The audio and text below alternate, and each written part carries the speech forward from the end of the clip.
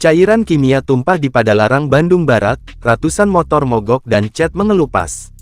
Cairan kimia tumpah di Jalan Purwakarta, Bandung Barat, Kabupaten Bandung Barat KBB, Selasa tanggal 24 Desember tahun 2024 pagi. Akibatnya, ratusan sepeda motor mengalami kerusakan mulai dari cat bodi yang mengelupas hingga mati mesin. Tak hanya itu, sejumlah pengemudi mengaku mengalami gatal-gatal hingga mata perih akibat cipratan cairan kimia tersebut. Tumpahan cairan kimia itu berasal dari sebuah truk tangki dengan kapasitas muatan hingga 20 ton yang diduga milik sebuah perusahaan bahan kimia.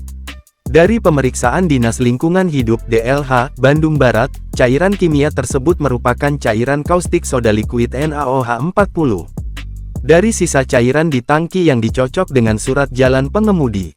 Di sana tertulis kaustik soda liquid, kata Perlindungan dan Pengelolaan Lingkungan Hidup PPLH, di DLH Bandung Barat, ADI, Selasa tanggal 24 Desember tahun 2024. DLH bersama dengan petugas pemadam kebakaran telah melakukan penyemprotan dengan campuran cairan khusus di sepanjang jalan yang terkena tumpahan cairan kimia tersebut. Untuk penanganan pertama, kami berkoordinasi dengan Damkar untuk melakukan pemulihan badan jalan. Karena memang cairan ini juga menyebabkan jalan licin. Tanggap darurat Tengya Jita gunakan deterjen, ada cairan untuk reaksi netralisasinya, ungkapnya. DLH berencana akan memanggil pihak perusahaan untuk mengetahui secara lebih detail terkait sop pengiriman cairan kimia tersebut. Selanjutnya tanggung jawab perusahaan, karena setiap pelaku usaha punya tanggung jawab.